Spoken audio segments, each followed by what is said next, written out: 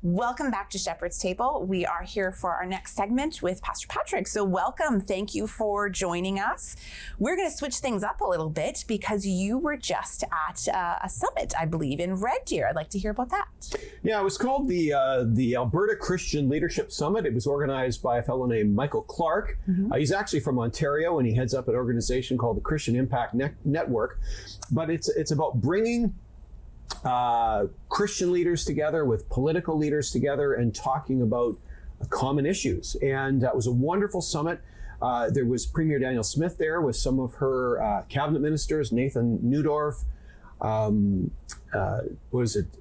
Dimitri Nicolaides, and Adriana LaGrange. There were other MLAs there. There were MPs, Arnold Viersen and Andrew Lawton. Former politicians spoke, Stockwell Day, Preston Manning, Paul Brandt was there. There were various ministry organizations represented. It was a wonderful, like-minded group coming together. Good.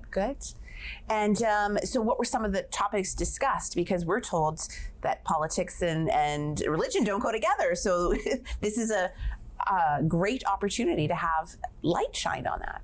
Well, and Preston Manning would certainly disagree with that. You know, he talked about the history of Christians and Christian political parties in Alberta. He talked about the United Farmers. He talked about Bible Bill Aberhart and his father Ernest Manning, and you know the Christian roots of politics in Canada. Stockwell Day talked about the problem of cultural Marxism, creeping into our universities and how that's a very anti-Christian ideology and philosophy. Andrew Lawton, a Christian on Parliament Hill, is been fighting, for example, Bill C-9, the Liberal attempts to ban the Bible, as well as the expansion of medical assistance in dying, euthanasia. And it's amazing, Andrew Lawton is someone who has a history of mental illness. He had attempted suicide at one point. So the history or the issue of expanding medical assistance in dying to people with mental illness is very personal for him. And he's argued against it. And the Liberals have said in response, he said, well, if we don't offer them medical assistance in dying, they might kill themselves.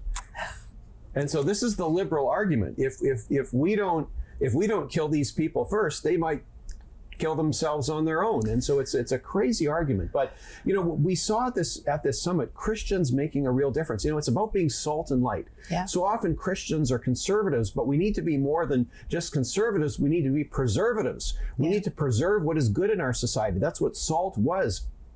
It was a preservative. And we see, for example, Paul Brandt, the country musician. I mean, he did sing some songs, but he talked about this ministry organization, Not in My City, that he heads up that's fighting human trafficking, not just at home, but around the world. He tells a story about he went to Cambodia and there was a hotel being built there. It was essentially a brothel being built so tourists could come and have sex with children. And what happened over time is that he and his organization purchased this hotel, and they turned it into a school, a clinic, and a church to minister to these impoverished children in Cambodia. Organizations, one woman shared her testimony.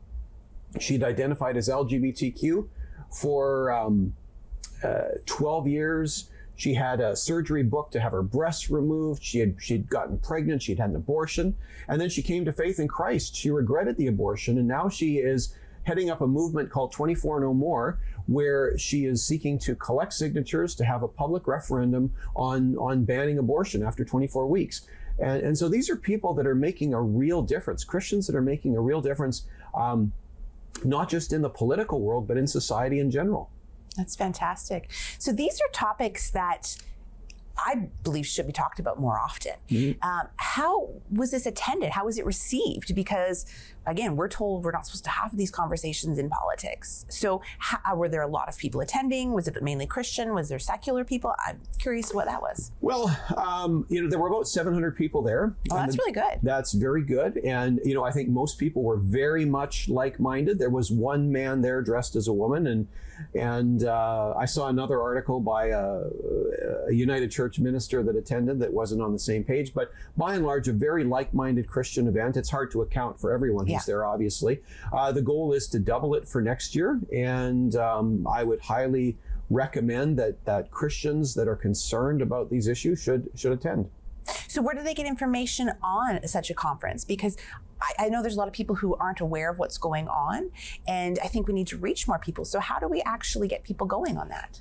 Well, you can certainly look up online the Christian Impact Network or the Alberta Christian Leadership Summit. And there's no information obviously out about the summit next year yet, but stay tuned and information will be coming forthwith. That's fantastic. Thank you so much for sharing that with us. Thank you. And thanks for joining us today. And this has been a fantastic conversation and very educational. And thank you for joining us for this episode of The Shepherd's Table.